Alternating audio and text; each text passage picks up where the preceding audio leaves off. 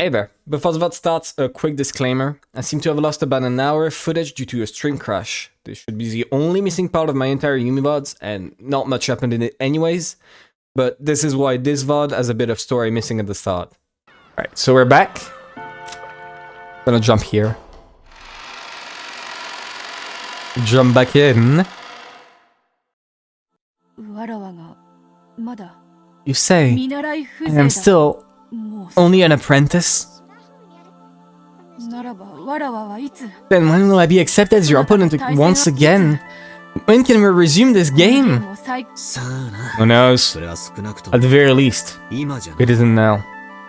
When you fully understand what I've said and become a real witch, I'll probably accept you as my opponent in this game once more.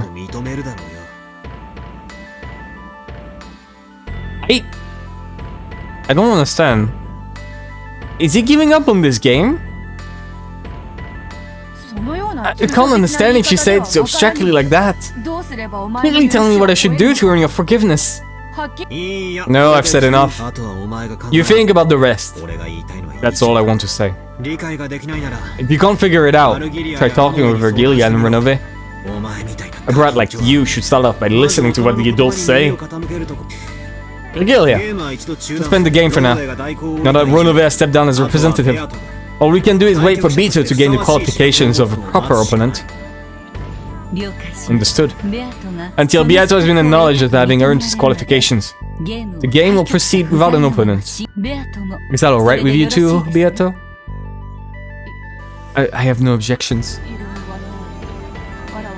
I want time, and a place where I can think of the leisurely place. May I leave my seat for that? Yeah, that's fine.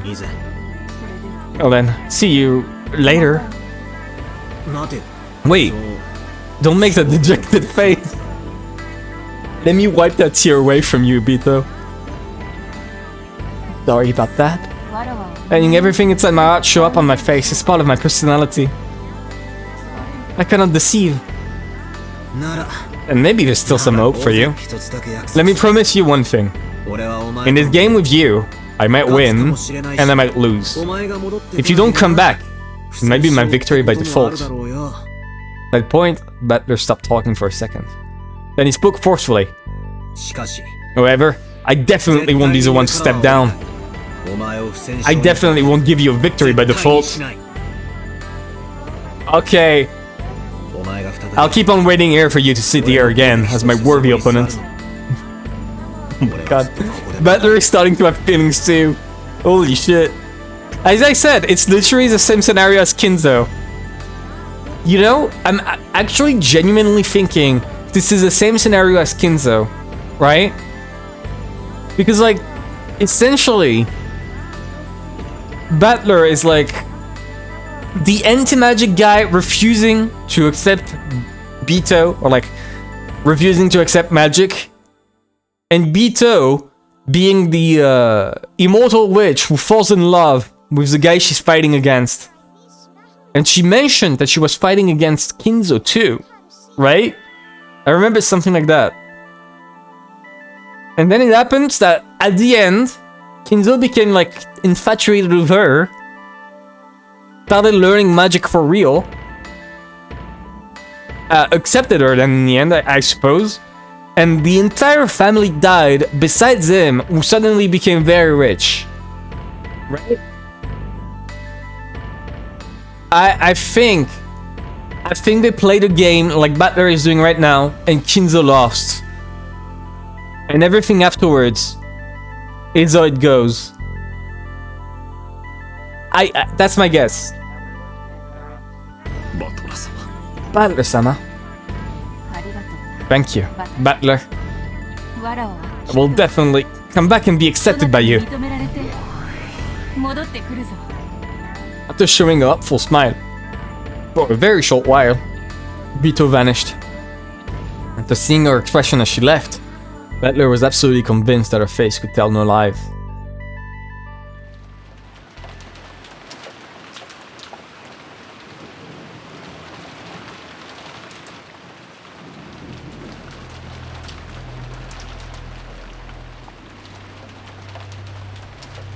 The 7 survivors returned to the guest house once again.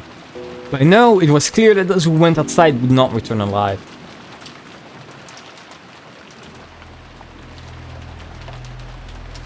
So, did they all survive? Rudolph's group had gone out with 2 guns and a master key, but those had been lost. It was already clear that those had been stolen by the culprit.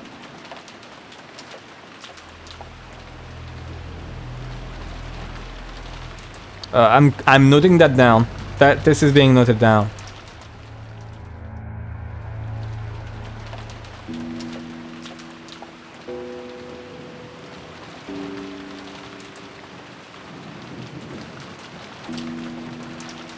Go. What? I tried to move it, but it cancelled it. Okay. Sure, whatever.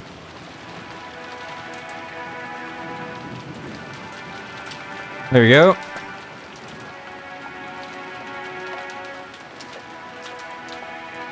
The master key being missing is pretty important, but not that much. We're just gonna... Here we go. So we can also remove this. No, we can leave it. We can leave the fact that they might be alive on the table. I think that's important. It was already clear that those had been stolen by the culprit. Because the shutters were closed on the windows, they couldn't be opened even if the culprit had the master key. The front and the back doors that led to the outside were all sealed by chains, and they were further blocked with sofas and tables. Even if the culprit decided to break in for violent means, it wouldn't be easy for them. At this point, the typhoon might actually be fortunate. If it were clear outside, it might have been possible for them to set fire to the guest house. There wasn't a typhoon in the first place. The boat would have arrived before noon. It's not much of a silver lining. Eva, how do you feel? Please try to take it easy. Thank you. I still feel like I have a fever, but this is no time to complain about that. For the children's sake as well, this is no time to be bedridden. We're crying so much in front of Hideyoshi's corpse. Eva had felt a strong self-awareness of her position as a mother, and her expression conveyed a strong will. In actual fact... Okay, window security, fuck off. I just had a bit from them. A fever still hadn't gone down. And she was aware of that, if she didn't keep up a strong hold on herself. She felt as though the fever would make her mind easy again. By this point, the first floor formed the final line of defense set up by Cross, Natsui, and Eva. The children and the guest, Nanjo, had been strongly warned to not go downstairs without taking great care. Yeah, okay, no, the entire time, Nanjo has just, like, been there. Just standing there. Doing nothing. Like, he's just... For once, the poor Nanjo is not getting caught in, like, random bullshit. He's just... standing around, hoping he survives. Oh my god, really? What is happening with this fucking headset? It unplugged again. It's still plugged in, but it's acting like it's unplugged. What? No! Are you shrimping me? You are, aren't you? God damn it, it's been like 5 minutes.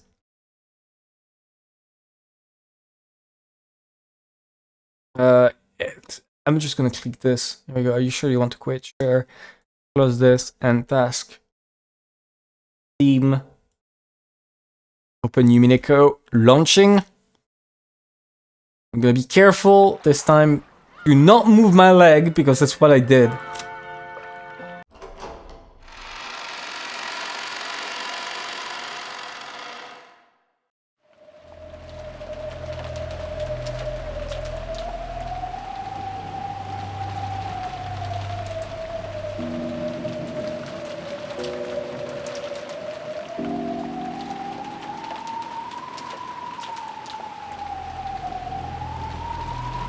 Okay. The children and the guest, okay? Probably wouldn't be impossible for them to attack from the second floor. But it wouldn't be easy for them to break those sturdy shutters from such an insecure position. The second floor was relatively safe compared to the first. Butler and George had also wanted to remain on the first floor so that they could fight as the worst happened, but Eva had put a stop to that.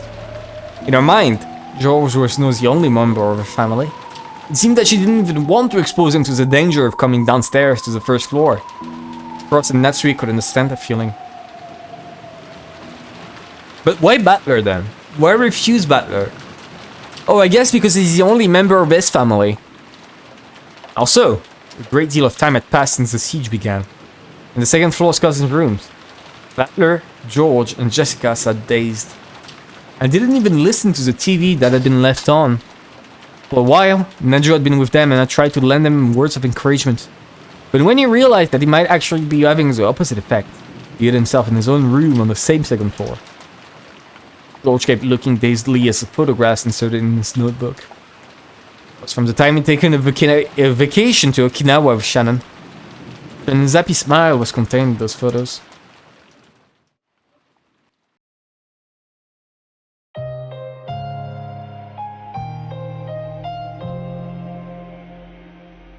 George could remember the temperature and the humidity, the warmth and strength of the wind, and even what he had been talking about with her at the time those photos had been taken, as clearly as though it had been yesterday. But to George, they weren't simply photos, but a door to bring back warm memories. In this room, even though the sound of the typhoon and the TV should have entered George's hearing, it was the scenery of Okinawa he had seen with her and a laughing voice that reached his eyes and ears. George strived to be reborn after meeting Shannon. He had sworn to separate himself from the timid person he had once been, easily caught up in the atmosphere, unable to refuse a request, and easily used by those around him. He had resolved himself to become a strong man who could make her life more joyous, until her death. Therefore, if he hadn't met Shannon, the man called Nishimiya George would probably have lived a very different life. And the George of that different life surely wouldn't have been as excellent a man as he is now. I wouldn't say that. I wouldn't say that story. I wouldn't say that narrator. The person I am now exists for Shannon's sake. Now that Shannon is gone, why do I exist? Okay. Still remember someone calling him George Epstein, and I still love that. It's completely meaningless, isn't it? It's a very cute story if you just picture Shannon to be like 21, right? If you ignore the fact she's 16 and you picture her to be like 21 and he's 23, that becomes much cuter, right? That becomes much cuter. Completely meaningless, isn't it? He felt a deep sadness, so he himself had become more empty. That feeling must have been tormenting him this whole time. However, until Butler mentioned it, he hadn't been aware of the feeling himself. He finally managed to remember that it should have been alright for him to cry much more. So he cried. Just like Butler had, he cried himself dry. By now his eyes were bright red and swollen, yet he couldn't cry anymore. So George did his best to change his way of thinking. It was not meaningless now, and he should be grateful to Shannon for giving him such a character. The dead don't come back to life. He would have to get over being separated from his most beloved person. If he were to chase after Shannon and kill himself, he would surely be deeply dejected. It worked the other way around too. If he had died and Shannon had chased after him, throwing away her own life, he wouldn't have been able to forgive himself.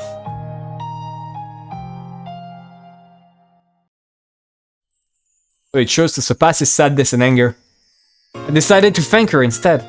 For dying. Thank you for dying, Shannon. I really appreciated your death, Shannon.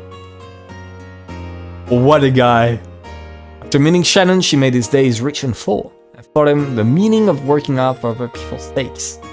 As a result, she had shaped him into the kind of person he had wanted to be. He wanted to thank her for that. He tried to quell his sadness in this way, but each time he did, he remembered Shannon's smile. He understood it logically. He knew that grieving any more than this would only make her grieve in heaven.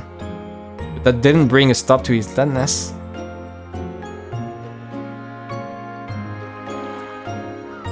What's Okay, I probably asked it last time, but what's Tomitake Flash? What's that?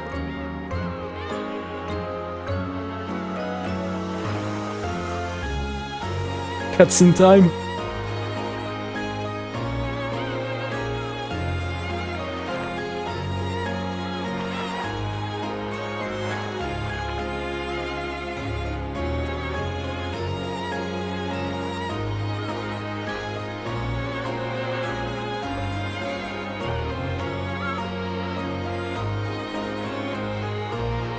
Sad. This does make me feel things. I will say. I'm joking. I'm joking about George. But this is still sad. About Gorge. Yeah. What is it? Then when people die, they're dead. It's so sad like this. Butler muttered. It was as though he was speaking on behalf of all humans. This question probably hadn't been directed at anyone, Jessica answered. It's always sad when you have to say goodbye. I gotta say, Jessica is pretty lucky. So far, she lost no one. No, she lost Cannon. She lost Cannon, never mind. Never mind. It's always sad when you have to say goodbye. But when the person's old over some time, when you know beforehand that it's coming, sooner or later, but sadness gets spread out over a long period of time. When misfortune comes suddenly, it's sad, because you don't even get that time. I see. So if you get sick or something and end up bedridden in the hospital, you might be able to ready yourself, right, bit by bit. But when it happens suddenly someday, you don't get that luxury. The sadness that's usually spread out over several years closes in out on you all at once. You know what? I completely agree with that, actually. Like, I lost my grandma, right? A while ago. And, like, I didn't feel sad. Not much. I just accepted it. But, like, thinking about it afterwards, because I was wondering why I didn't feel sad, it was because she had been, for, like, the past 2 years before that, she was having, like, you know, Alzheimer. She was, like, not the same person at all. And I came to term pretty quick, and by pretty quick, I mean over the course of 2 years, that she's basically gone. And at that point, you don't get the sadness you would feel if they died, like, instantly, right? If she had died instantly out of nowhere, pretty sure I would have been very sad. I don't know, I'm just sharing my life experiences. Don't worry about it. Let's read the silly little guys. Dying. Sometimes, it makes you feel a sadness so deep, it can leave scars for life. Scars for life, huh? Scars for the rest of your life, because you're not surviving the day. I won't even have time to scar. My grandfather's vocal, Toby. People say that's what caused it. That Bito, his mistress, died a long time ago. And he was so sad that he couldn't pull himself together. Some people whisper that this is why he started sacrificing the rest of his life to occult research, in order to revive the dead. And if that's true, Greatfather succeeded in that miracle in his last moments. Did he? The culprit is a revived Beatrice, and Grandfather was reunited with her at the moment he was killed. Does he believe in Beatrice? Why is Butler, of all people, saying this? What? Why is Butler saying this? Pretty ironic that it revived her, and then got killed by her. Even so, Grandfather probably managed to meet her. He gambled half of his life, and even though it was only for a short time, he was reunited with a woman he wished to see once again. And he got totally roasted, though. Literally. You're like, the result doesn't quite add up to the cost of researching for half his life. It's not true. Even if it was only for an instant. Grandfather must have been happy to be reunited with the woman he loved. And that would be true, even if his crime of going against divine providence was punished by God, and his body was burnt and sent down to hell. Even if that reunion only lasted a very short time, right? Is George implying he might do the same? Is George saying he's gonna take up magic? George Nissan. I wouldn't care if I met the wrath of God and had my body burned. Even if it was just for a short amount of time. Could revive Shannon again. Sacrifice the rest of my life to the same research as grandfather.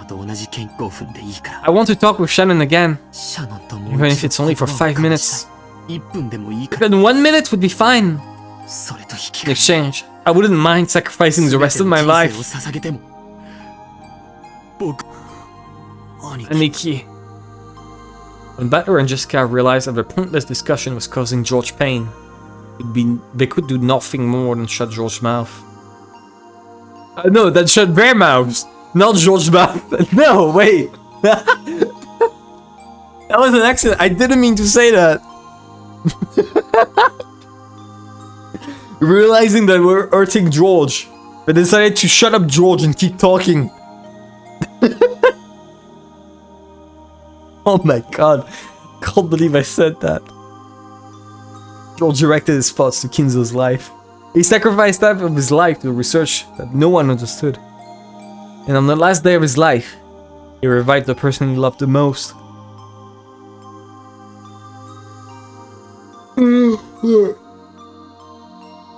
He probably succeeded in his reunion in his final moments. George didn't know how much time they'd had together. He didn't know if they'd been given an hour or just 5 minutes. However, that moment must have been enough to reward him for all those months of research. Even though he spent dozens of years to achieve it, that small amount of time was probably more than worth it to him. Until today, I never believed in the occult or magic or anything. Somewhere in my heart, I even made fun of grandfather's research, thinking of it as nothing more than a pastime. Is it George's point of view? However, I won't make fun of it anymore. No, to the contrary, I'll believe strongly that it's real. If the power of belief can create miracles, I'll probably throw away all of my studies up until today, spending the rest of my life from today onward studying magic. Give me the power of magic, and give me a miracle that will let me see Shannon again. So he's completely accepted magic, okay. Sorry, you two. What am I talking about? Yeah, you know what? You should have shut him up. My mistake was real. You should have shut him up. If you could revive the dead with magic, people would probably be researching it everywhere around the world. Things like that don't exist in reality. No one researches it. That's because those dead can't be revived with magic. Sorry for saying something so weird. It's my fault that the atmosphere here has got it so strange. Sorry for making you tiptoe around me, even though this is tough for us all. Even if I did it to divert myself from my sadness, maybe I did say something strange. I keep talking about stuff that's so weird. I'm sure it won't do anything good for their sadness. But that doesn't mean I can bear the silence. Who is speaking? Even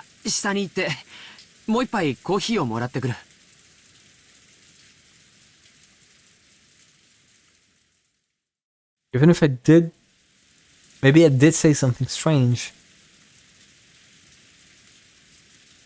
But that does... Who is talking? I'll go downstairs and get another cup of coffee. Mom's very particular about how she likes her. Does anyone else want a refill? Butler and Jessica like shook their heads. He's dead. He's the next one to die. Without pressing them any further, I took my mobile and left the room. Okay. It's George's perspective. The shutters were all closed in the hallway, so the corridor was very dim. I tried visiting the other ninjas' rooms and asking if he wanted more coffee, but he said he didn't need any either. And Bover's orthodox method of making coffee isn't universally appreciated. One time, I made some for Shannon. She told me that while it was delicious, a little strong. And then, that's the good. But though I left the room to change my mood, that image of Shannon's face filling my head hasn't faded in the slightest. I keep seeing those fun days with her more and more vividly. And it's saddening that I never even got the chance to see her dead face. According to our parents, she was apparently killed with something like a gun or a spear. I'm sure they were just trying to console me. They had said her dead face had been very beautiful. I wonder if she had the engagement ring I gave her last night on her finger. She accepted my engagement. She should have had it on the ring finger of her left hand. There's no way. I bet he's gonna leave to go check on Shannon's corpse. Last night, we were both on the edge of losing it and not come at all. Shannon accepted my engagement pretty courteously. She might have regretted that as a rash action once she cooled her head. She might have taken the ring off. I wonder if she has the ring on now. I want to be sure of at least that much. He's gonna go outside. I want to know if she felt at the very end. And even if I do confirm that, it doesn't mean she will come back. I wonder what will happen to her body. After this autopsy, it will probably be immediately incriminated. I'll never be able to see her face. Even her dead face. For all eternity. As the shock of losing Shannon made me go a little crazy. I don't want her body to be burnt. If she's burnt and turned to ash, never again will it be possible for her to revive. They say cremation is frowned upon in Western tradition, because on the day of resurrection, there would be nobody to revive. Because of that, it seems that the great criminals in Western history were often created after execution as a punishment, and their ashes were sometimes scattered in rivers and such. In other words, to Western people, death is nothing more than a sleep until the resurrection. It is essential that the corpse is left after death. In other words, that's because Western people knew of a miracle that can revive. Did we? I wish we knew that. But because that miracle doesn't exist in Japan, we burned them. That's what it implies for Beatrice to be from the West too. That explains it. No, I understand. Understand why grandfather idolized the Western cult. That was his only reason from the very beginning. Just to revive the person dear to him.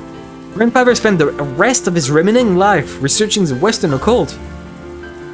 That situation surrounding us now is abnormal. Grandfather did revive his beloved Beatrice, and that Beatrice has carried out a serial murder. We've linked close rooms that force us to conclude that magic was used. The Golden Witch, Beatrice, the incarnation of the miracle of the Western occult, and also the culprit who killed Shannon. She's an entity I should hate. And yet, for some reason, I want to cling to her. I wonder if Shannon could be revived through magical miracles, which grandfather bet his life on. According to the legend of the Ushirmiya family, grandfather met with her long ago and was given a vast quantity of gold. Then, if I also met with her, instead of the gold, would she give me Shannon's life? It's collateral. I don't care what sort of devil's contract she imposed. I wouldn't mind sacrificing all of my remaining life. George probably couldn't believe or realize that his voiceless witch was heard by the witch herself. She stood right behind him. Beatrice had been listening to the entire discussion between the children just now, in the cousin's room. Later I told her that she didn't know the value of a human's life. And wanting to understand that in her own way, she had stealthily visited, listening in on their discussion. It is your wish, you say? I could grant that. Could I be accepted as a witch? Vito looked at the palms of both of her hands. She had handed over most of her once surging magical power, and the new witch succeeded in the name of the Endless Witch. Of course, her current power still made her worthy of being called a witch, but it could not begin to compare to her previous strength. Even without the endless magic, I am a great witch whose name had been uttered for 1,000 years. Reviving the dead will be no trouble at all. Hurt her head. She thought about several magical steps she could take to revive the dead. Even magic that should have been easy in the past would be difficult with her current power. She thought of something, then clicked her tongue, then did so again, over and over. In the end, finally thought of a single spell. That was a spell that she couldn't use by herself. It was a spell that witches with weak power used, one that relied on the aid of others. In the past, Bito had looked down upon that type of magic. Therefore, she frantically tried to search for any conceivable alternative. But in the end, she couldn't think of one, and slept over in soft derision. Then, careful not to surprise him, she softly called out. Softly to George's heart.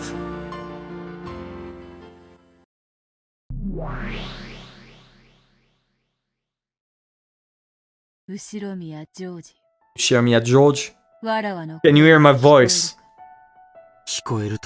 Can hear you. Who are you? Are you really the witch, Beatrice? Or are you an illusion created by my sorrow? If it's the former, please hear my wish. If it's the latter, just leave me alone. The conversation in the mental world was a lot like having one in a dream. When you dream, haven't you ever had the experience of casually accepting something that would have been absurd in the real world? The conversation in this world was like that. Even though a witch appeared and started talking to George, he was not surprised. Indeed, I am the Golden Witch, Beatrice. I'm gonna drink a bit of water. Be right back for a second.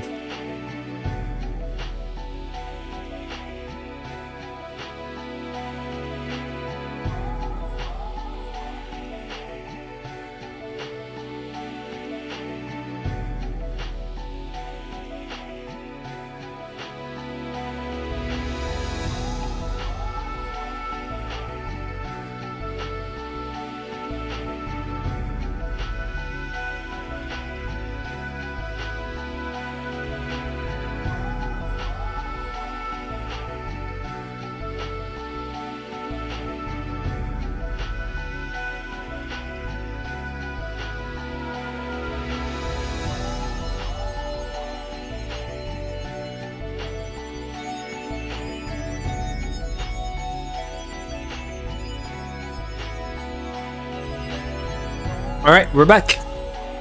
So is she going to revive only Shannon and not the others? Normally, you and I would not be able to talk together in this manner. However, you are strongly conscious of me and wish to have a discussion. So both of our channels are able to match like this. I don't care if the person who killed Shannon was you, or someone else using your name.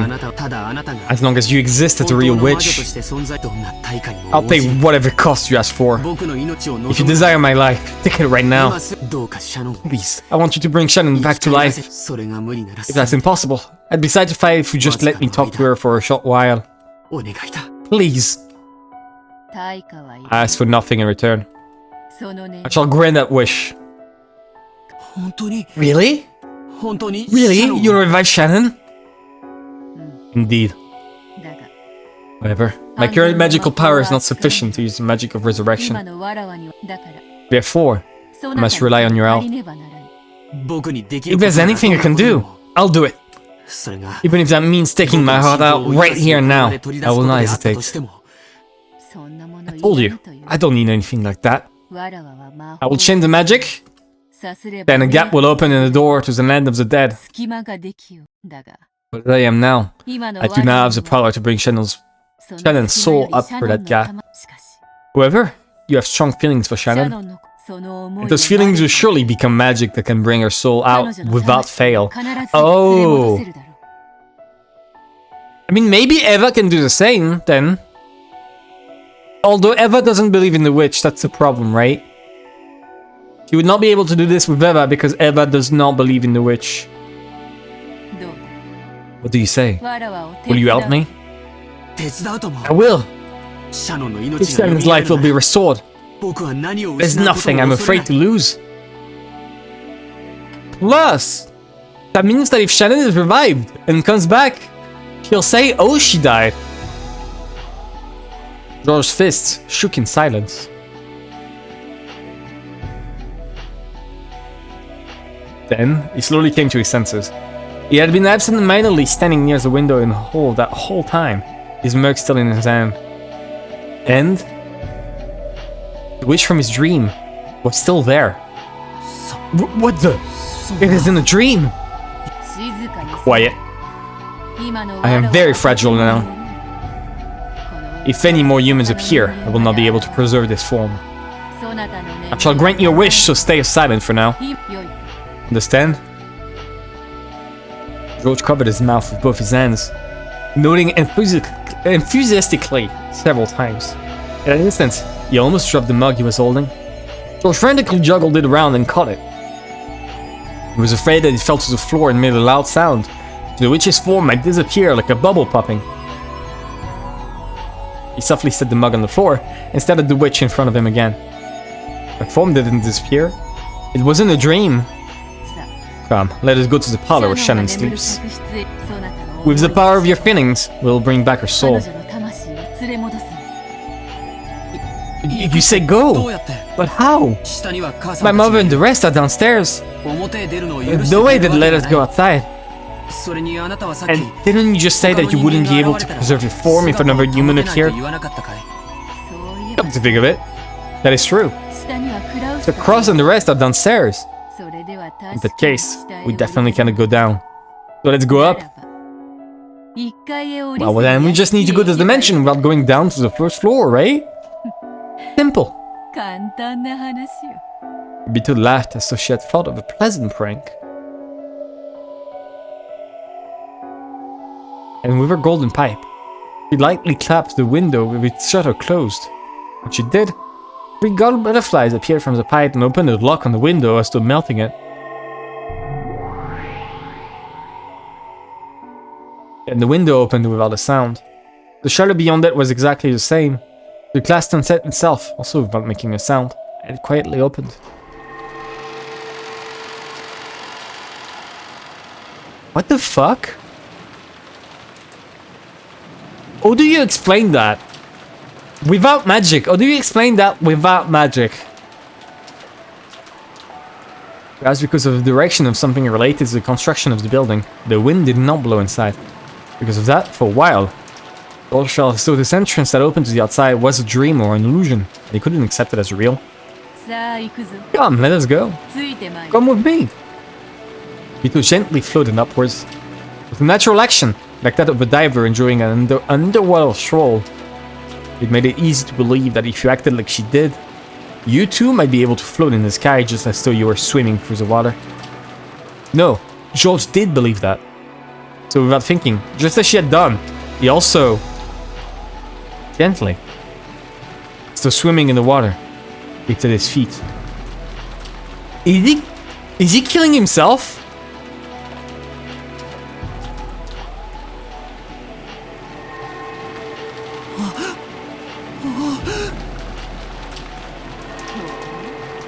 Oh, not bad. So you know how to dance in the sky faster than I could explain it. George was shocked to find himself floating in midair like he was swimming. Of course, Bito was also shocked that George, who shouldn't have been able to use magic, had figured out how to do that just by instinct. Be able to fly in the air, swim in the air. You mustn't be bound by reason. Accept it as a natural thing. You mustn't fall back to your human doctrines, such as those of Newton and Einstein. Especially when flying high in the sky. With experience, witches sometimes plummet to the earth. I accept things for what they appear to be. I accept things for what they appear to be. George repeated those words over and over. He must not deny magic, no matter what. Denying that would be like throwing away what might be his first and last chance to revive Shannon. However, compared to Bito, who was elegantly drifting like smoke, George's movements clearly resembled someone underwater. Therefore, if he didn't act like he was kicking his feet in water every once in a while, he'd be caught by the force of gravity bit by bit. I must say, you're doing better than when I first danced through the sky. Here we go. Come with me. When Bito beckoned to George, she gently flew into the stormy sky. Just like a scene from a fairy tale. Again, the entire time, all I'm thinking about is, how the fuck is this happening? The scene unfolding before George's eyes felt entirely like an extension of his dream. Being able to fly is incredible, but so is the wind and the rain. What's this? That's a wind and the rain tormenting you? I could teach you magic to block against that, but it may be too early for you, and maybe a misuse of time right now. Yes, the magic I need isn't that. George wore a strong-willed gaze, refusing to let the wind and rain get to him. The mansion is coming into sight. Hold out just a little longer. If you fall now, you'll hit the bushes in the rose garden. The undulating rose garden was spread beneath the witch and George's gaze. His illusion-like scene no longer surprised George. Only the gradually approaching mansion was reflected in his eyes. Shannon, wait for me. I will definitely revive you.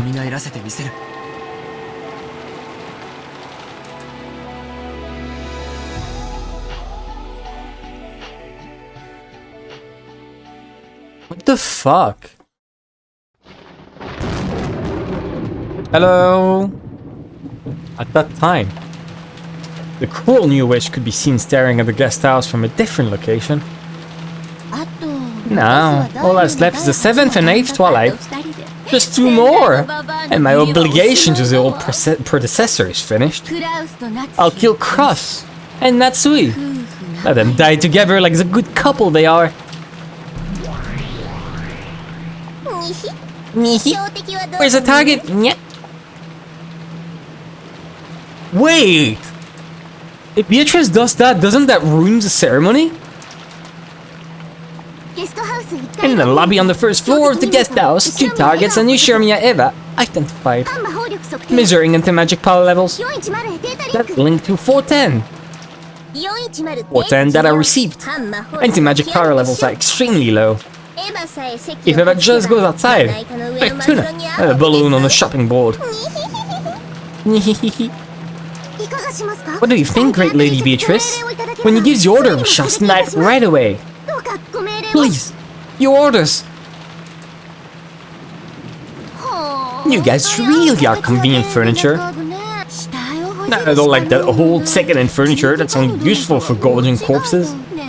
Right? No. She's the sisters.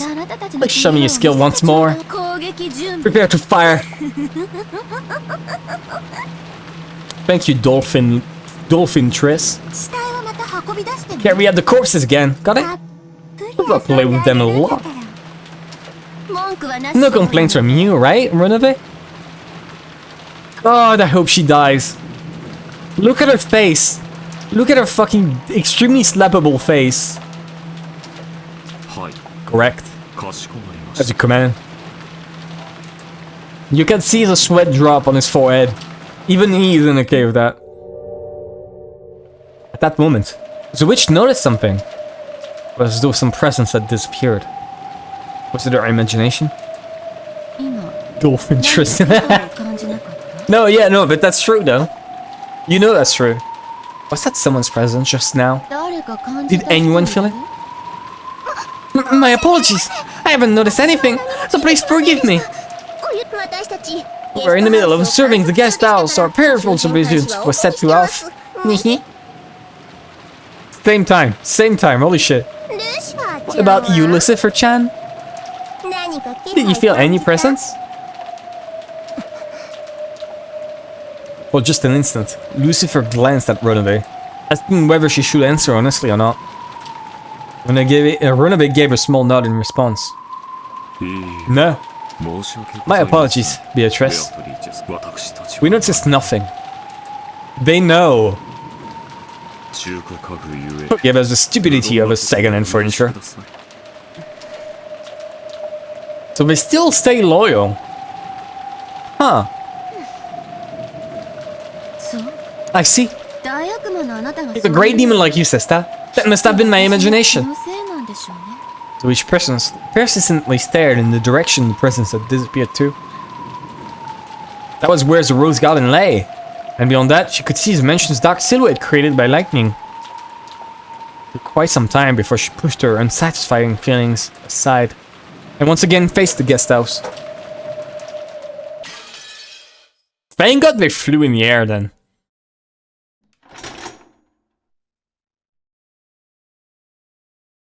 Okay, time didn't move. Hello, you're a bit late. Don't worry, it's fine. We still got an hour. Welcome back, Renove. I love Renove. He's cool. He was introduced in just his chapter, and he's still the GOAT. He's already the GOAT. I love him. Like, out of all the characters that are supposed to be evil, he's probably like, you know, affably evil. He's like the one guy who you wouldn't hate being around, right? As a human, he would probably not kill you. Unlike the other furniture, who will kill you. Even if they don't have the order. I guess it's like, if he doesn't have an order, he would just get you cookies. If he has an order, he would kill you, obviously. But like the other furniture, if the goats, you're left with the goats, they're just gonna eat you alive. Even without orders, they're just gonna eat you alive. Same for the steaks. The steaks will just torture you to death.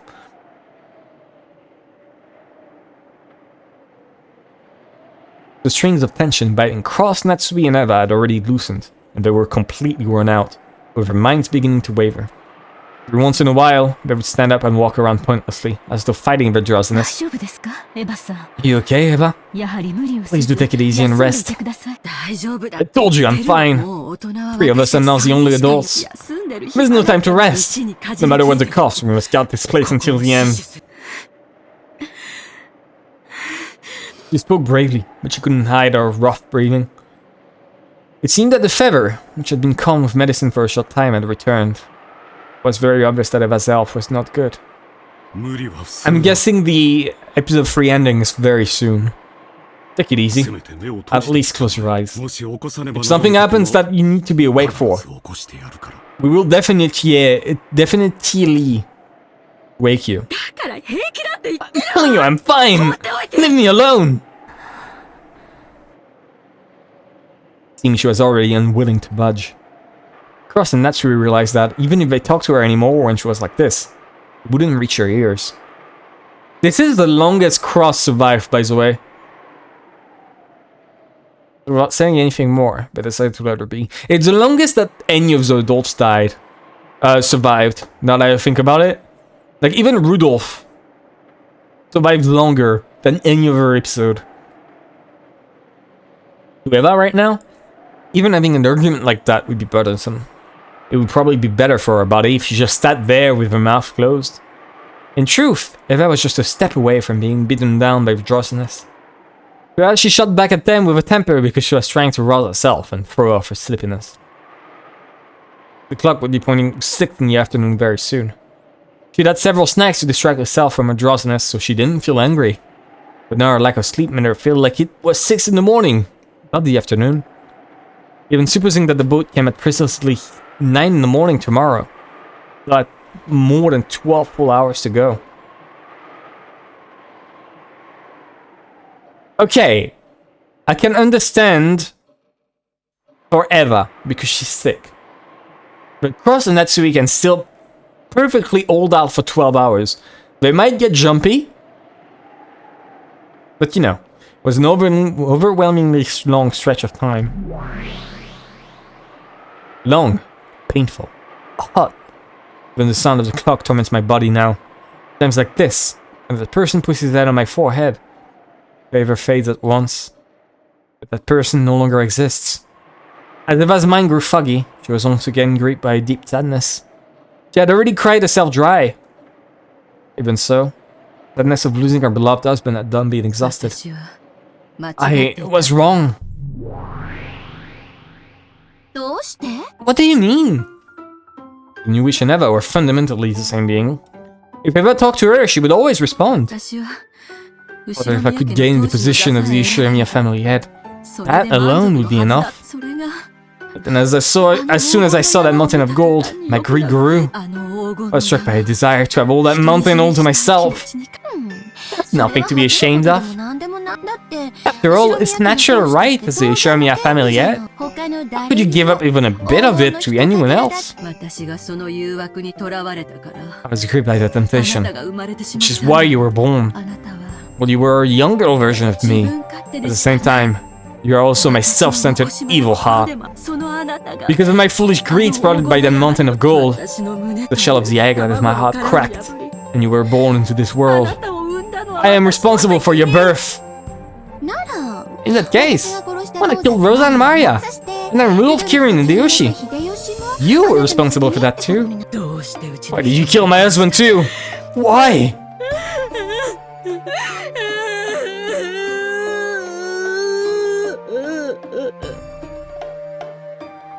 I guess. I didn't want to kill Hideyoshi. He was just so annoying and persistent. And that's your fault. It's your fault for choosing your husband like that. Which I like you can understand what made that man so wonderful. Oh dear.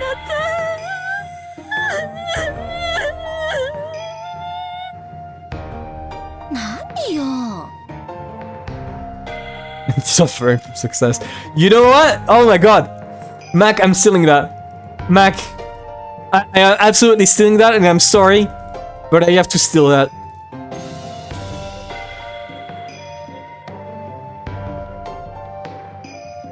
I have to.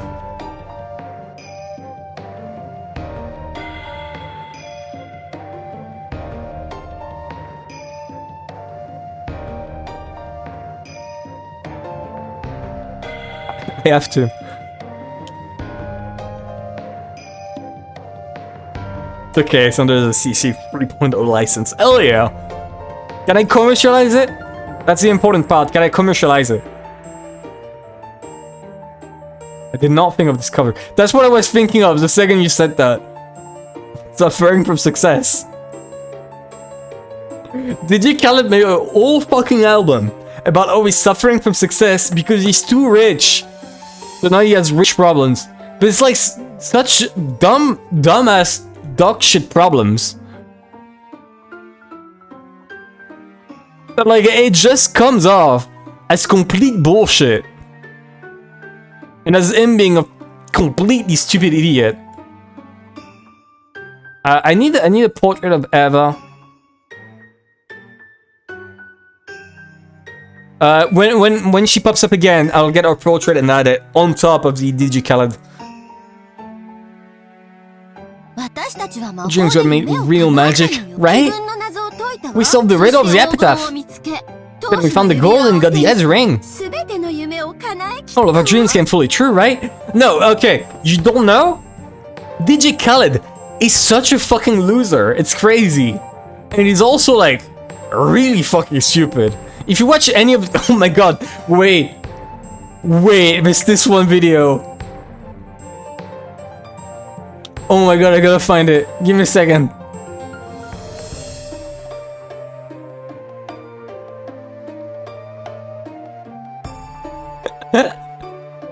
Wait, I'm fetching it. Oh my god, okay. Give me a second. We're going to Chrome. Mac, you need to find out about this. Give me a second. I need to shut down the volume on this.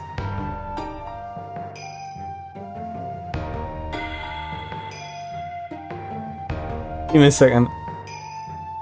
I need to shut it down on my side because otherwise I'll hear it over the video. Okay. DigiCalad lost at sea. It was just suddenly, out of nowhere, lost completely at sea. No one knew where he was. But for some reason, it's not picking up the sound. Please, pick it up. Thank you. It's dark. In a minute, there ain't gonna be no lights to navigate us to where we need to go. I'm gonna check in with y'all. Alright? It's pitch black out here. Put the flash on the phone. If y'all know Jay-Z, tell her to call me. It's completely lost. All the lights are off. The key is to make it. The key is to make it. The key is to make it. It's so dark out here. We don't know where the hell we at, but the key is to make it. The key is never give up. It's not easy to win. I know that. It's so real out here right now. The key is to make it. The only reason why you see anything is because I got the flash on. We will succeed. The key is not to drive your jet ski in the dark. This is against the law, not even just that. This ain't right. This shit real out here, boy. This shit real out here. This shit. He just completely lost that scene out of nowhere.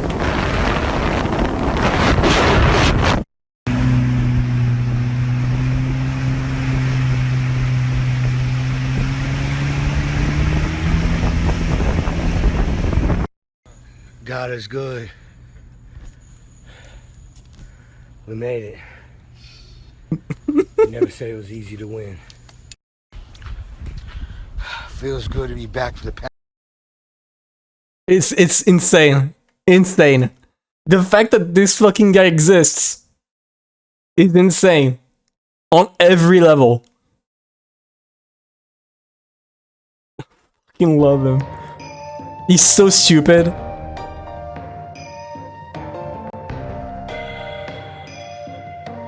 Okay, give me a second. That makes me think. I'm gonna add it. Where is it? Here we go. I'm gonna add it to the chart, I think.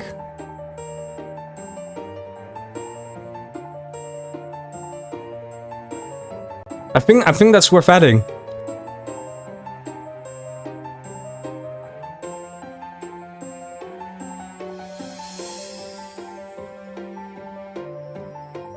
No, I don't. Why did it show me about the full screen thing?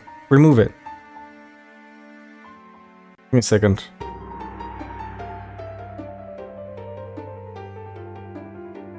Here we go.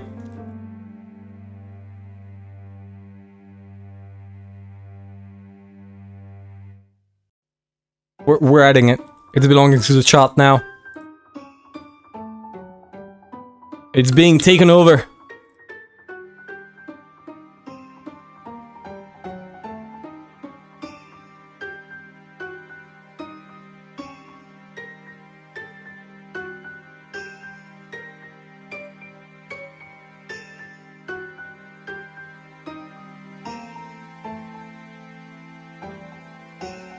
Go.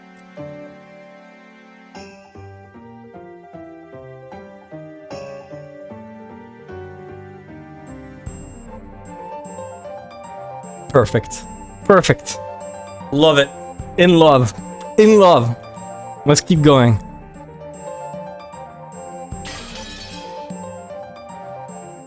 Oh, dreams get fully true, right? What more could you want? Those weren't all my dreams. What about living a wonderful life with that person? That's giving George an excellent life. I still have made dreams that haven't come true. As a wife, as a mother. And yet... Those are just extra dreams you added after becoming an adult. They aren't my dreams. Because you're a child. You only care about what's best for yourself. That's right. Everything is my fault. Back then, why did I resist doing what Rosa told me to? Why couldn't I announce to all the siblings that I'd found the gold? Well, because I'm so hideous. Evil heart, which proudly from a desire to have all that code for herself, caused you to hatch. Looks like you're pretty, Aithney. Even though we're both your Shiromia Eva. No, that isn't true anymore. It was you who said it. I am your Shiromia Eva, and you are the Golden Witch, Beatrice. Just disappear.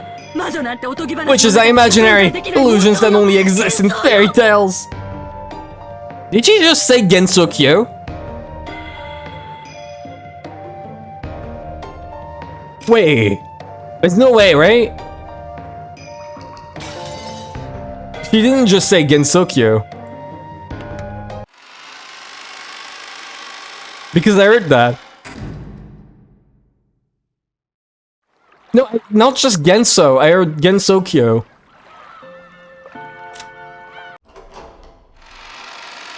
Near certain I heard that. いいえ。そしてそれは私は後ろ、そしてあなたはだからもう消えて。いやいや。魔女なんておとぎ話の中にしか存在できない妄想よ、幻想よ。Witches are imaginary. Illusions don't exist in fairy tales. Think like you should just disappear. Never appear in front of me again. Yeah, you're right. I understand. I'll disappear from in front of you. I am no longer Ishimiya Eva. Ginsu Yo, I guess. Yeah, fair enough, I guess. Nana is a golden witch Beatrice. So now I can play whoever I want. I don't even care about you. If only you just give up and die. After having a very childlike tantrum, the witch who had once been another Eva vanished. Only Eva was left behind in the darkness. And she questioned herself. Me? I killed them? Did I kill a person? Did I kill him? She could no longer answer that question herself.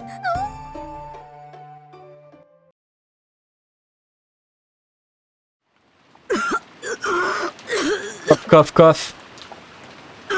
Cough, cough, cough. You'd seen that, half asleep. She had gotten some saliva caught in her windpipe just as she was dozing off. Eva suddenly started coughing. Are you okay, Eva? Please, Natsui, some water. Yes! I'm fine, okay? Cough, cough, cough. Cough, cough.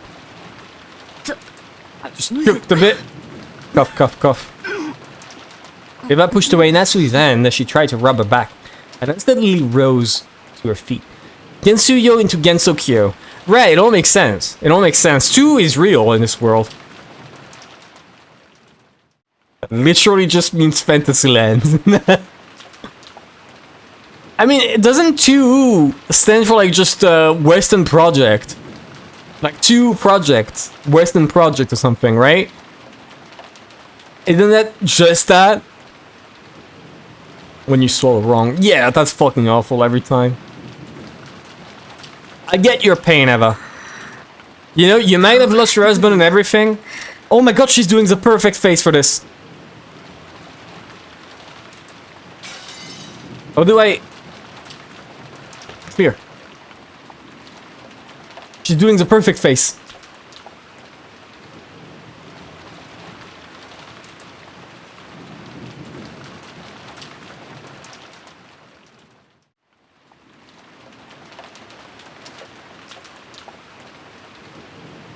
Okay. Perfect. How do I set it up? We'll need to... What? Okay. I can edit it properly by moving both of them over here. Here we go. Wrap that over.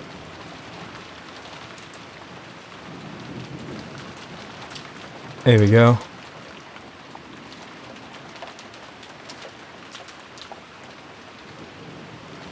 Okay. We're gonna delete everything on the sides of Eva. Just roughly at first, right? Rough delete.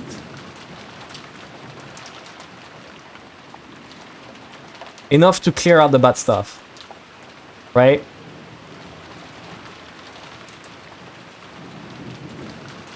Here we go. We can try to be a bit more precise, tiny bit. Not gonna bother too much because I don't want to spend 3 hours on this. And it's not necessary to put 30 hours into it.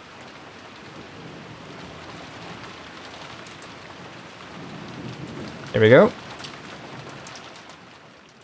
Just this tiny bit bothers me. No, awful. It would be an awful cut if I did that. Here we go. This looks fine, right? No, this entire section is a bit too big. This is better. Okay. Now, we're gonna grab EVA.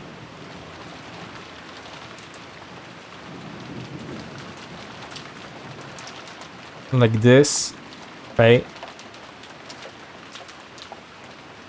Oops. That will just add to the charm. That will add to the charm. For sure. There we go. There we go. That's perfect. That looks perfect. That looks absolutely stunning. Unless a fucking game removes it. Oh my god. Fuck you. Amazing Photoshop skills. But this is not Photoshop. This is paint. I'm doing this all with like pure paint talent. And I think you should appreciate that. Right? It's not every day that someone is this skilled at paint, you know? Have you thought of that?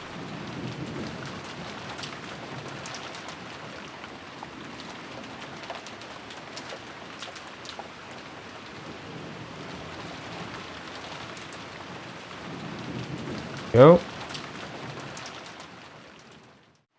I'm realizing now that it's possibly in the worst way ever.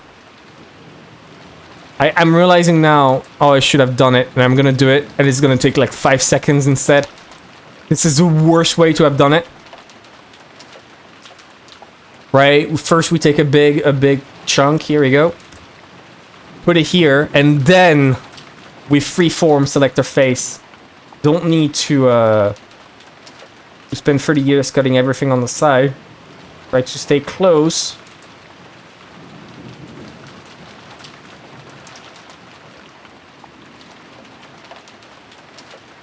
It's gonna take 30 years. It's actually gonna take 30 years. But the result will be so worth it.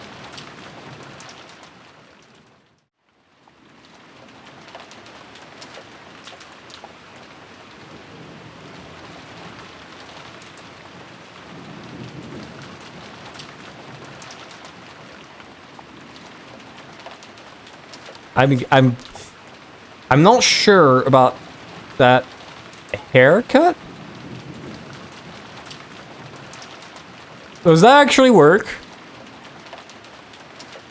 I'm not sure that works. Maybe. Maybe you should like hide his head to some degree. Right? And keep his end. Or wait. Could I rotate her left? What? What? What happened to you? The face needs to be smaller. You're right. But also, what the fuck happened to you? Okay, you're back. Thank you. Oh my god, you scared me. The problem is if I resize it right now with it like this. Okay, you know what? I have a plan. I have a plan. Watch this. Watch this. Okay, you ready? You ready? First of all, we'll remove this because this is terrible. There we go. No, I meant to do the opposite. There we go. Just give it like a more natural look so it doesn't look so out of place. Now, that's the way we're gonna do it. I'm just gonna draw the fingers over, right? Like we're gonna take the color of his hand.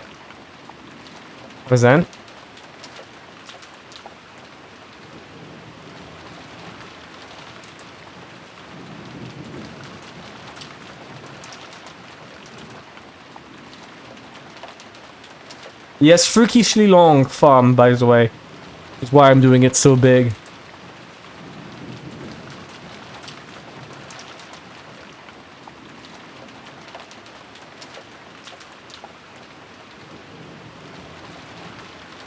Isn't that wonderful? Here, we can even take this pixel and we're gonna do nails too.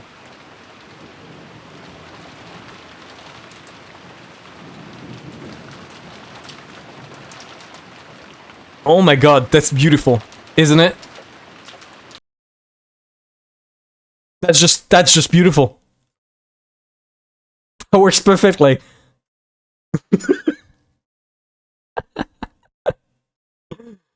Let's go. Let's ship it. I'm fine with that. That looks perfect. That looks absolutely perfect. Here we go.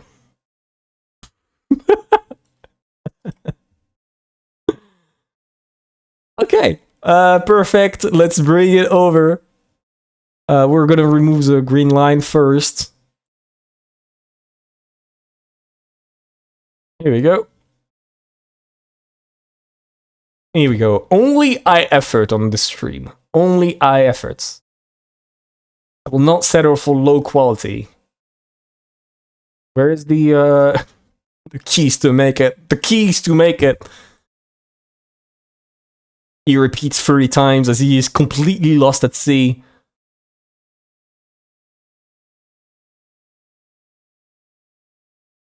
His friendships know more about heart. Exactly! Exactly. Which, by the way, if you have not seen it, if you've just arrived, DJ Khaled got lost at sea in the middle of the night, and the only thing he was shouting was, "The keys to make it! The keys to make it!" As he's completely lost in the middle of nowhere.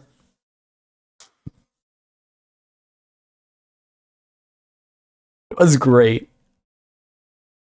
Okay. You know what? That fits perfectly on the chart. That fits absolutely perfectly.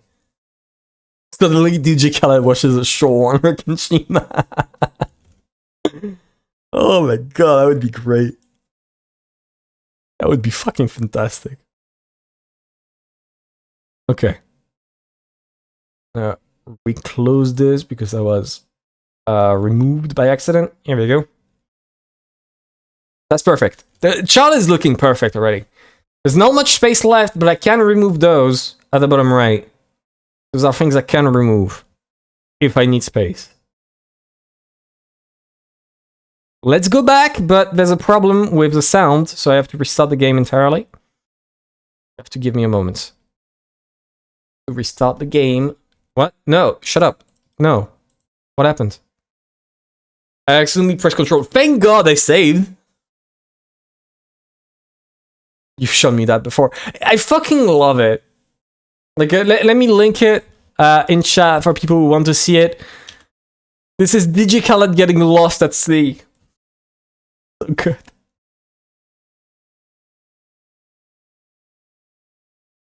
Watch it while I restart Umineko. That's my suggestion.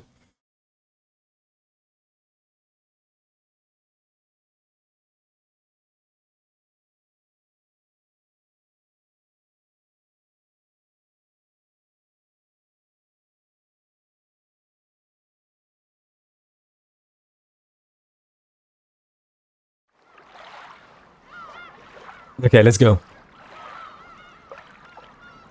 Start, load, banquet.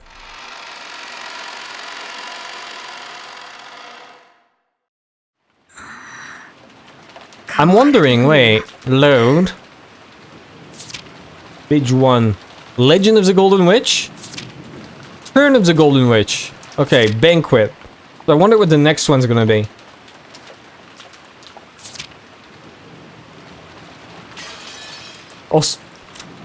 Also, I'm gonna have to start writing over saves very soon. This is gonna be the last stream I can do this on. Because, I started this on fucking January? It's been 9 months. 8. God damn. I'm going to go wash away my face. Sorry I fell asleep. When I get back, I'll make some more coffee. What's up with her bracelet? She didn't have that before. What's up with that pink bracelet? When I get back, I'll make some more coffee. Extra strong so I don't get groggy until tomorrow morning. I don't remember that. Oh, she's always at it. Never mind. I'm just blind. Yes, please do. Your coffee's more to my taste than what Goda makes. I'm glad to hear, even if it's flattery. Cough, cough.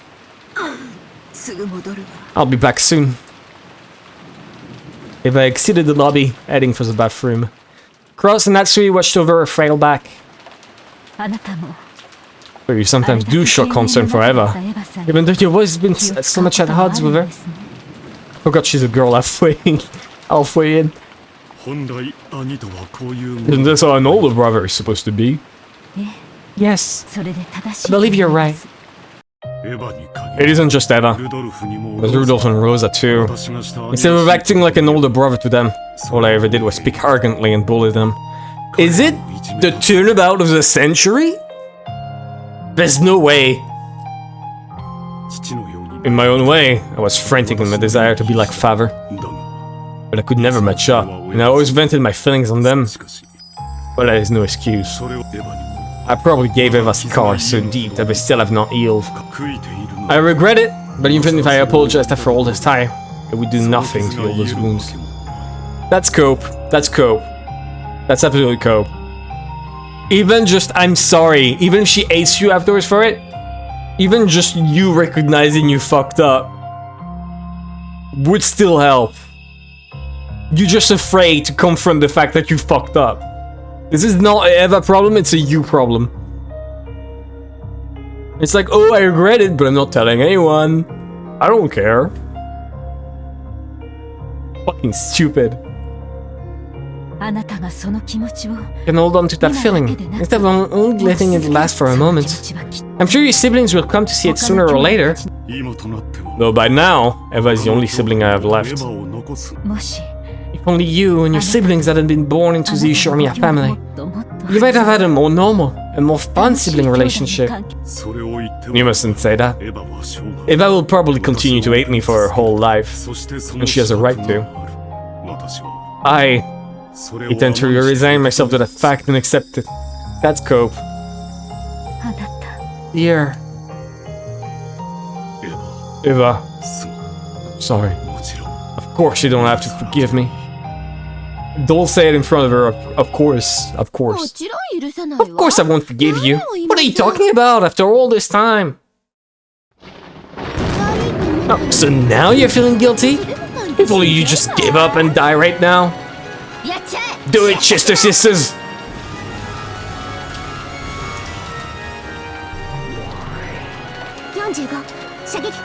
Rubbish. Rubbish. It's so much better when it's the Ryukishi art. They look so much lamer. I guess the one on the left. I do like the one on the left. She's very silly, and she has fangs. She's one of the very few PS3 sprites who has fangs.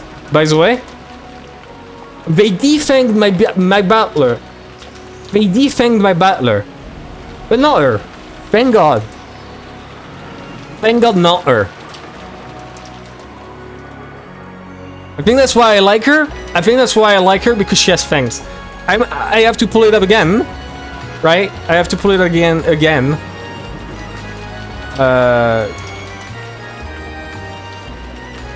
Give me a second.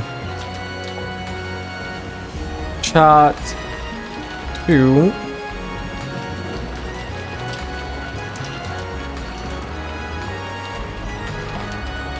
Right? This is a shot I made. Here you go.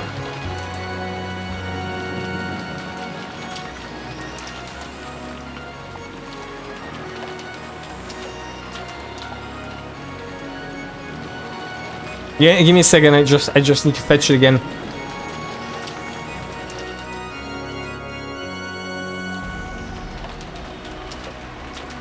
Okay, here we go. Let me show you. This is what I made right there. The rest you don't care about it because that's episode 2 stuff, right?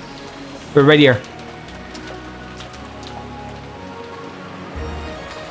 This is There's only like a few exceptions. I have not checked for these guys, right? I forgot to check, but the only exception is my goat, Hideyoshi. Natsui, who is probably like the only person in this entire family who doesn't have like in the entire adult part, who doesn't have like a massive flaw into who she is. Besides Kiri too. Natsui is a strict mother who doesn't really like, you know, understand her own daughter, but only wants the best for her daughter. Then you have him, who's like fucking adulterous piece of shit, fucking two women at the same time. Her, who completely hates her own child and beats her like constantly. And Eva, who's like all kinds of fucked up. Like, she used Rose as a punching bag for all the shit I did. I think that's important to remember every time, right? The only ones who are alright are these two. The average rich family. True! Now that you say it, true. You make a good point. But yeah, like, if you add it... If we go back to this, right, with this shot, you can directly see which of the two is the better one. That's all I'll say. That's all I'll say. If there's one of the two that I really like, you can guess which. Or confirm firing arc. Correcting for weather discrepancies. Set that link to 410. 410 that I received. Firing permission confirmed. Firing.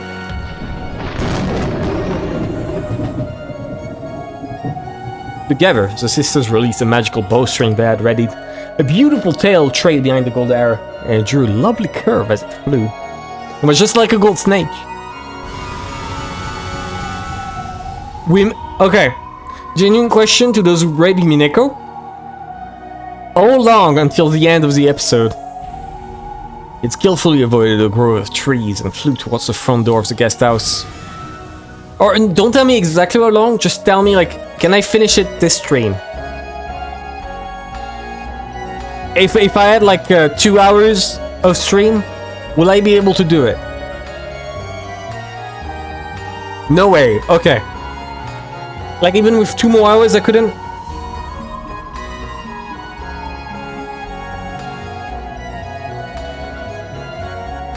I guess no, let's continue. 2 hours will be sort of close. Okay, so I can just keep it for another stream. Just do like final episode 3 scream. Oh my god, Stormcat with the Prime. Thank you very much. There's no notification, that's... What? Ah, here we go. Thank you, Storm. Oh god, I got Prime. Yeah, thank you. That's like 2.50 euros. I'm rich. Yippee! As one might say. But that's still nice. Thank you. That's at least one soda. Yeah, with inflation, I'm not sure anymore.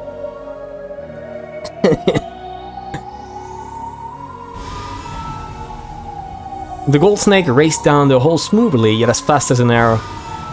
Right before it was the door to the lobby. When it flew into the keyhole, Cross and Natsui were already dead. For an instant, Crossthrow he saw a gold-colored sparkle in the keyhole on the door. However, at the same time as he strained his eyes to see what it was, that sparkle bent like a whip and attacked, wrapping itself around Cross's neck.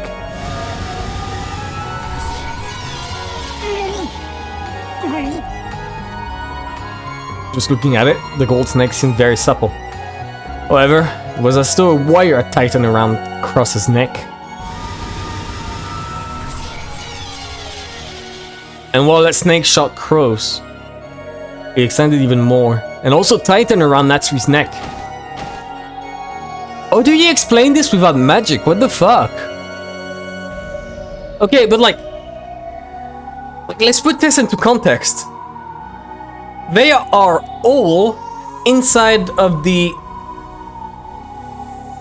George did jump out. So there's like 3 possibilities to all this shit, right? Either, what's her name? Either Eva did all this, Beatrice herself is hidden in the building, which actually, you know what? That might be possible. That might be very well possible because, like, they barricaded the door but didn't really check. There's a way that Beatrice could have hidden in the guest house. At least entered it to set up a trap or some shit.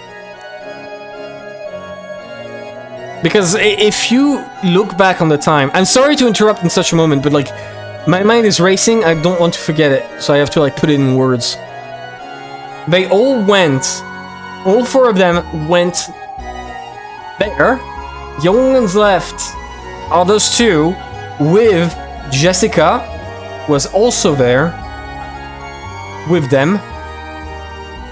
Right? We don't know their exact position. And that's why they specified exactly who went to the mansion. So the only ones left are those 3. Which I'm gonna... Here we go. No, I'm just gonna leave them there. So like, it's very possible. Okay, but I gotta bring it up again, right? From the same chart.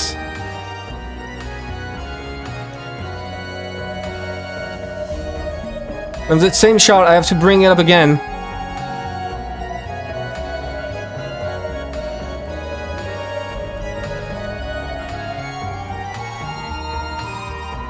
They're the same person. They are the same exact person. Jessica is Beatrice. You can see it clearly, right? Like, that's how Jessica did it. She's already inside. She killed Cross and Natsui, her own parents. Can you imagine this? Holy shit, Jessica, that's cold.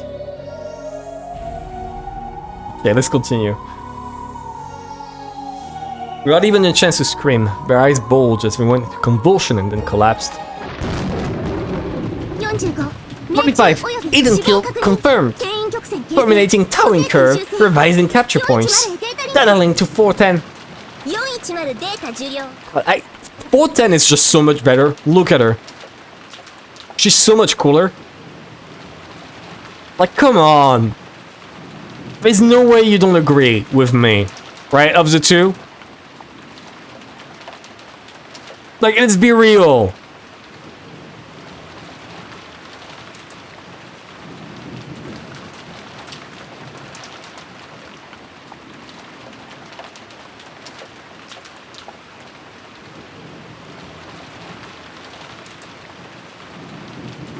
I'm gonna put it somewhere.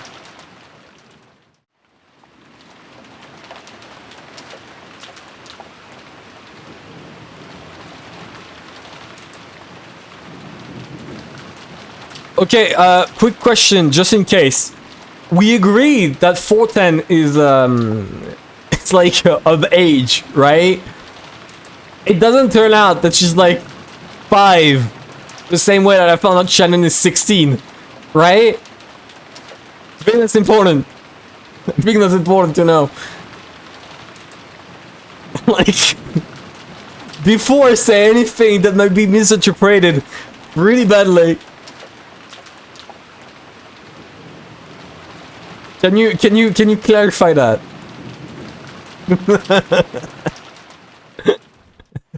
Let's continue. Until then.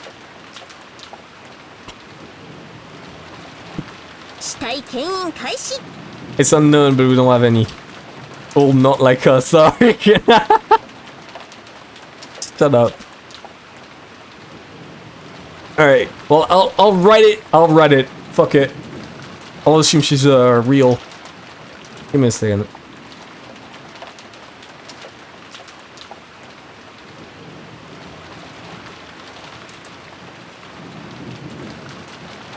What do I write? What love message should I write?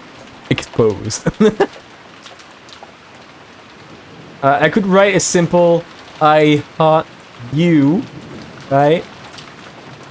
But is there anything I could write that's better?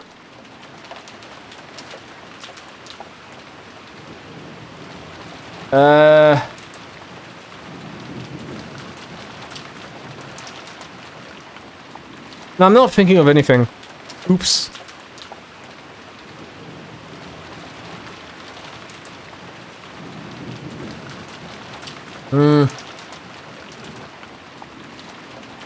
I'll just write a best girl. Right? That always works.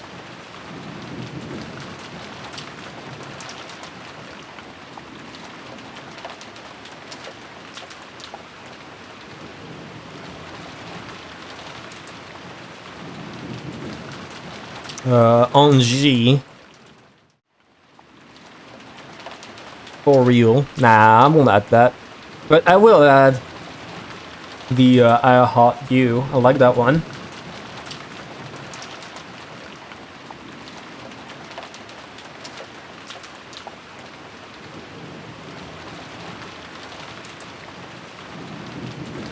I'll add arrows just in case people don't know that's her name. Alright. Here we go. Oh, wait, I'll make the equivalent too. Beautiful. Let's keep going.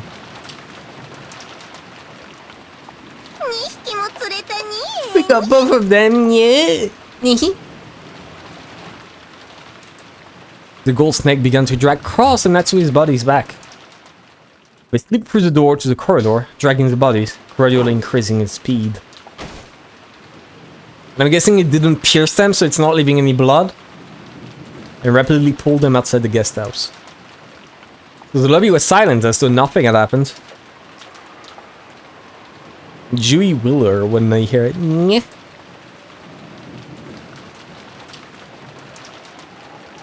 Chester 410 is a kid with a strong personality. There's no way. There's no way. Fuck.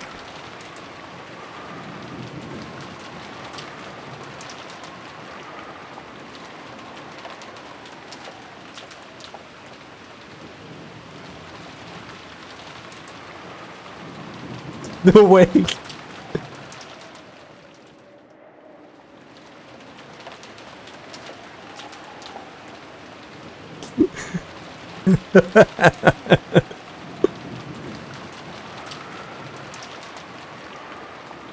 Never mind.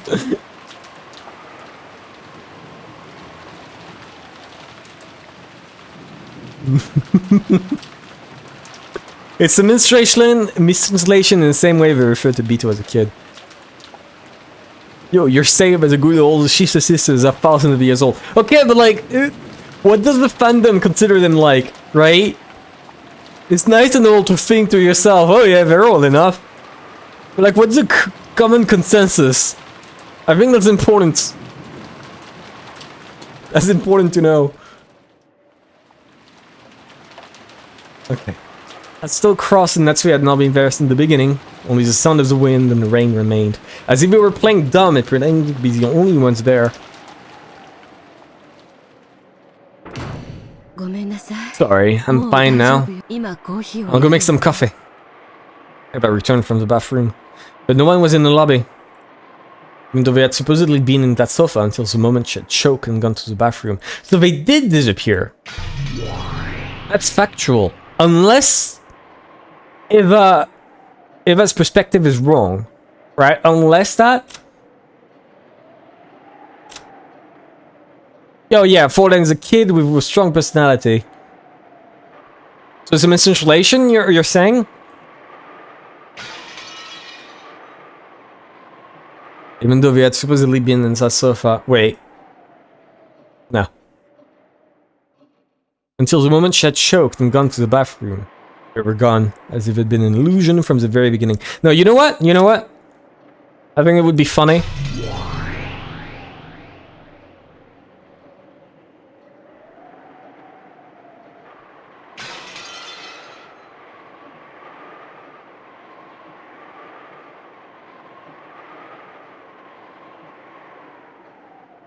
Oh no, I got the wrong one. Oops.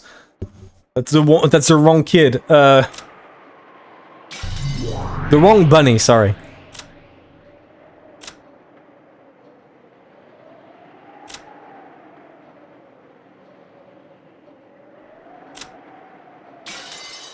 Okay, here we go.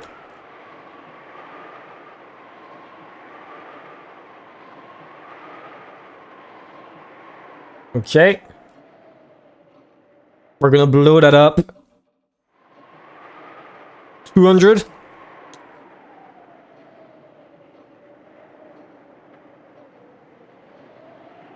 Here we go. Perfect. Perfect. Capped it off perfectly.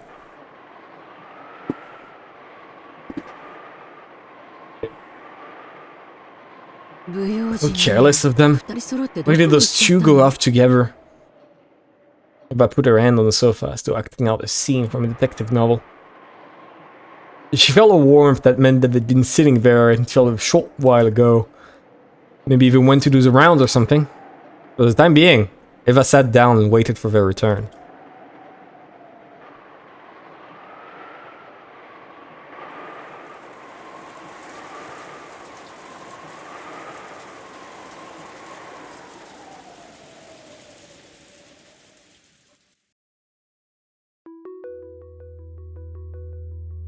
Oh my god, the fucking wall of text!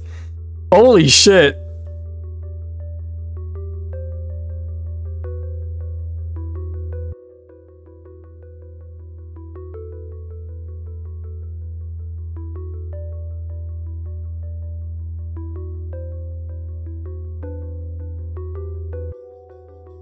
Gotta thank damn PMS for that. Okay, so we're gonna add this.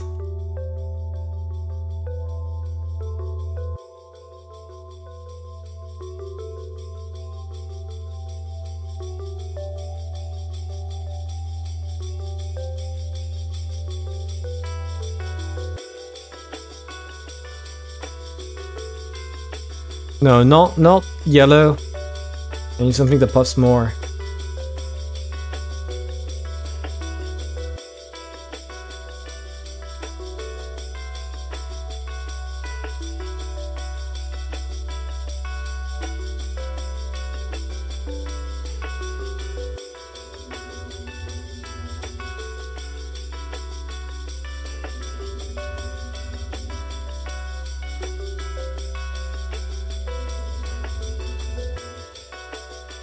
Here we go! We're so back! What a roller coaster! On God! And here we go, I'll even add on top of that.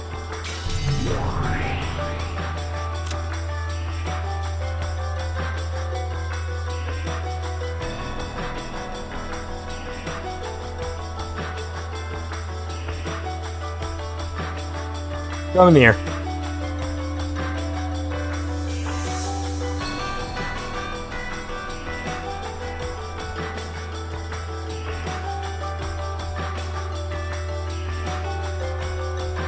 How do I set it up?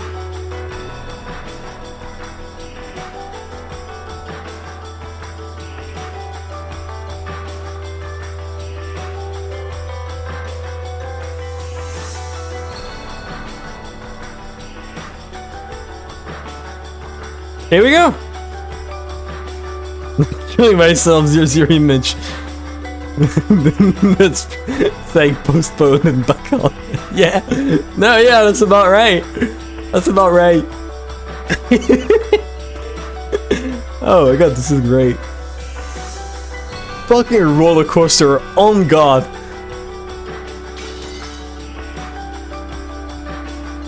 Wait.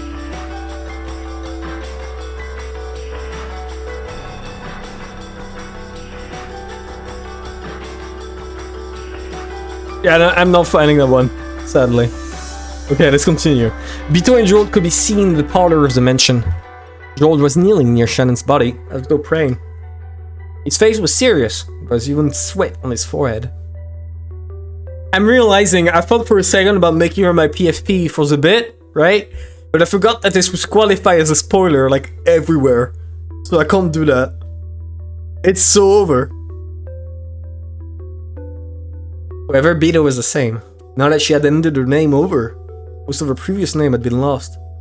Of course, she still had more than enough power to be called a witch, but compared to the past, it was a very faint thing. Good. Don't talk to her. Don't touch her with your hand. Call to her with the voice of your heart, and seek her with the end of your heart. Only your strong feelings can make my magic reach Shannon's lost soul. George kept praying earnestly and silently. He kept frantically yelling inside his heart, trying to call back the soul of the person he loved. He strongly envisioned his soul leaving his body, searching for her as she wandered through the land of the dead.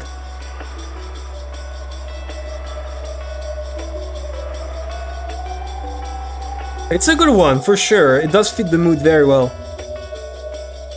Vito turned that strong force into magical power that supplemented her own magic. It was magic that, in the past, she could have performed easily, without anyone's help.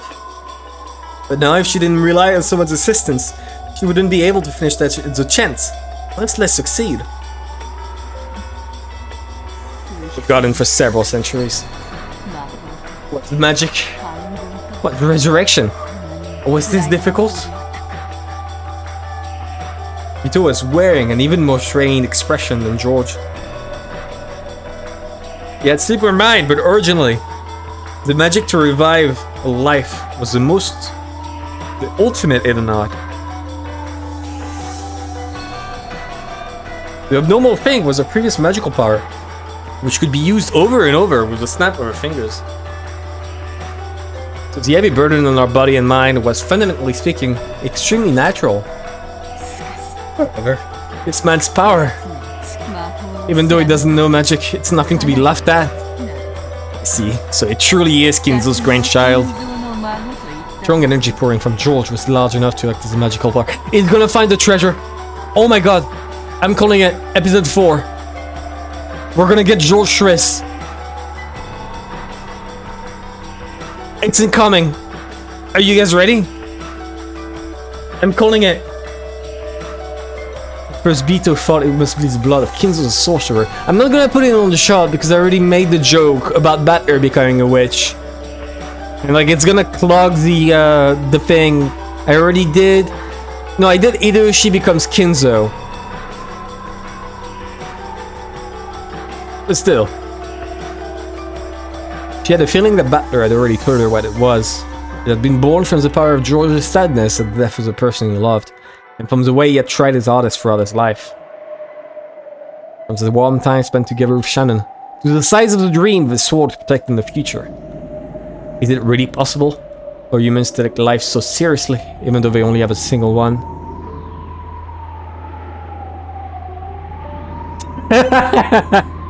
True, Storm! True! This is exactly how it works! You've got it right! They made out sloppy style. He just forgets about Shannon completely upon seeing Beatrice. His one true love, gone because he saw the witch. That's what the ritual is all about. It was only natural. To her, life didn't mean anything more than the difference between the top and the bottom of that no fellow piece, whatever that is. If the black represented death, then she thought all you had to do was flip it over again and make it white. Oh, Reverso, the game. Reverso. However, it was just like the broken vase. To humans in the world without magic, where they cannot return things to their original form, it's very, very natural for them to bet their life and soul. So, is an endless witch who can do as she pleases, even with life and death, inferior to a limited human who can't even surpass the mountain of death? It's time the witch acknowledged it. It was able to hold a magical power that could never reside in witches who didn't understand the value of life. Why does this thing called the endless magic exist? Even though I call myself the endless witch, did I forget what the endless magic means for 1,000 years? He looked at George's expression again. His surging earnestness was like a lightning bolt.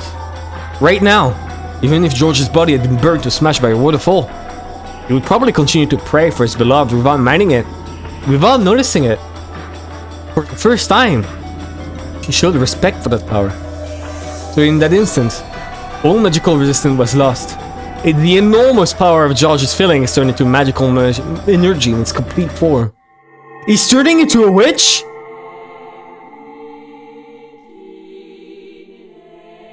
He acknowledged George as a witch. It's George, fucking George, of all people, is turning into a witch because he wants his groomed child to come back to him. When he went out to the aquarium with Shannon, she was like 14 and he was 21. As a reminder to everyone. Oh my god, George Stress can't be real. Please. I beg you, don't do this to me. Do not do this to me. No, she is 16 currently. I'm talking about when they went to the aquarium. And when they fell in love in the first place. George Island, yeah. Polopo, do you have the GIF? Like, do you have the full GIF that is the banner of the Umineko Discord? I need to show it on stream because it is one of my favorite GIFs of all time. I need to see it. This vase was very beautiful, rich with history and value. Like, it's not... Okay, so you say 16... But still, yikes. But like 16, you have to keep in mind. He did not just meet her and propose to her at 16. He must have been like... He's currently like 23, right? He must have been like 20. When he fell in love with her or started wanting to date her. So Shannon was like 13. It's so awful in every way. When I opened up the game for the first time, right, the VOD is on YouTube. When I opened up the game for the first time, the first thing I did upon seeing George in the cutscene was, I hate this fucking guy. This guy is a murderer. He sucks. I didn't know anything about Umineko, and I still pinpointed George and knew he sucked. And I was right. I was so fucking right. In every possible way. Holy shit. Holy shit. The vase was very beautiful, rich with history and value. Even as young as I was, it still forced me to take a deep breath when I witnessed its beauty. But that just made me want to touch it. Oops. But that vase easily fell and smashed into pieces, like a bubble that had popped. Fell as though the time it possessed a form had just been an illusion. That was just that fragile, just that easily lost. Yeah, Beatrice did this murder, not the new one. Beto did. I realized that my foolish curiosity had led to something that couldn't be undone. No matter how much I regretted it, no matter how much I apologized, the smashed vase wouldn't return back to its original form. A lost life will not return to normal, no matter what happens. I was frightened that, even though my actions had been thoughtless and careless, we had stolen away a life that could never be revived again. Then, I pitied that lost life and cried. I was frightened of myself, though I'm responsible for its loss, and cried even more. I'm sure Grandfather will also cry the loss of his precious vase. I'm sure that all the people who love Grandfather and see him like that will cry. With the loss of a single life, the whole world can be filled with so much sadness. I cried even more at how terrible that was. Virgilia! Beatrice appeared and spoke. And, milady, let us revive that vase with magic. If that will make everyone happy. The vase and the magic and the spirits will happily lend you their power and return it to its original form. Come, milady, close your eyes and chant with me.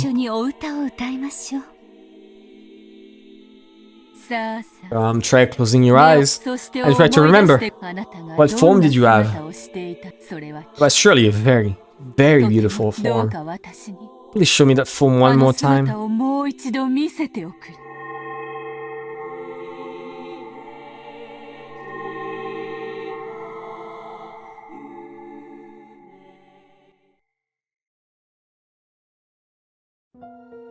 Those words of power knocked forcefully on the door to the land of the dead. The magic of her old self had performed that same forceful knock. However, doing it that way was horribly violent and earned the displeasure of the peacefully sleeping dead. But this time was different. It was very forceful, and yet gentle and loving. The dead near the door opened their eyes and called out to the others that there was a voice calling for someone to come back. The sadness of that voice calling from the outside touched the heart of the dead, and, trying to respond as quickly as possible, they searched for Shannon's lost soul, which they just couldn't find, because she never died. It was a body double that died. Then, they found it. They found the casket in which Shannon was peacefully sleeping. It truly was Shannon's soul, sleeping in the land of the dead. Inside the casket that was covered with rose flowers, frozen with frost, she was sleeping in peace. The dead silently lifted the casket up, while at a glance, it looked like a funeral march, that had a complete opposite meaning.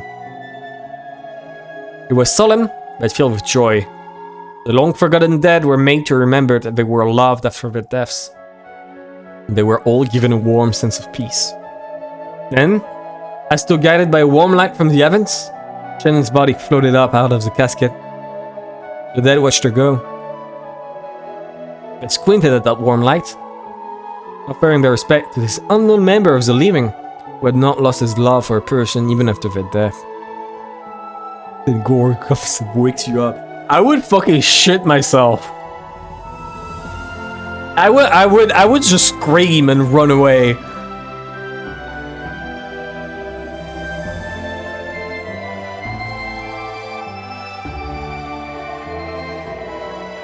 Shannon's body was enveloped in the light from the heavens and began to disappear. In the jet-black darkness of the land of the dead, the faint flickering of gold butterflies could be seen. It reminded them of the gentle stars in the night sky, which they had long forgotten.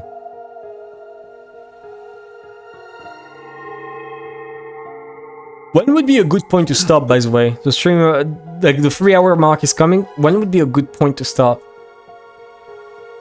George remembered being told that he must not say anything, and he hurriedly covered his mouth, where it felt like his heart was trying to jump out and into his throat, because he had seen Shannon's eyelids shake slightly. Then, his eyelids slowly opened. Shannon's eyes were there, but they were still wrapped in the fog of the land of the dead. However, the human world's warmth, no, her loved one's warmth, which had called back her soul, slowly dissolved that fog, and her eyes gradually regained their sparkle. Then, her eyes moved, and recognized George. How do you explain that? It's a recorder! She has a recorder under her clothes. She's a puppet. She's been replaced by a puppet that looks eerily human. And George is fooled by that because he's too love-struck. A puppet with a recorder inside of it. Shannon is a killer, that's why. As her lips shook weakly, Shannon definitely said that. The words were very faint, to make sure that it normally wouldn't have reached his ears. However, George clearly heard them. Okay, I'll read the next sentence and then I'll stop. He heard the person he cared for, his fiancé, the one he loved most, and who should have been dead, called his name once again. Beautiful. And it's Marigold. It's literally true! True! Here we go. We're gonna stop here for today. We're gonna stop here for today. Mid-chapter. Yeah, I can imagine, considering where it's going. We're gonna stop here. We did a good job on the chart. I'm gonna post the chart on the Discord again, because people seem to like that.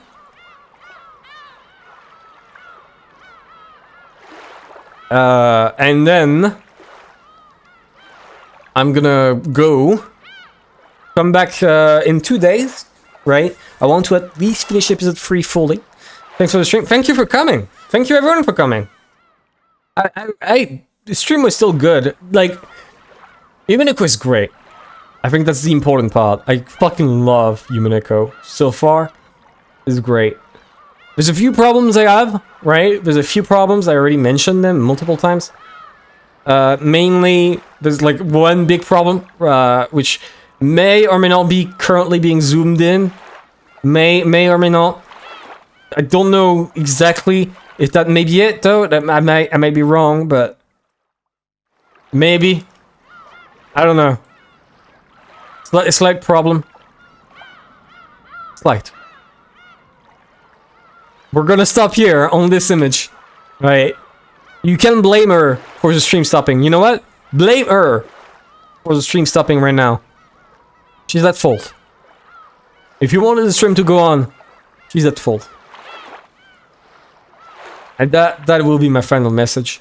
Goodbye.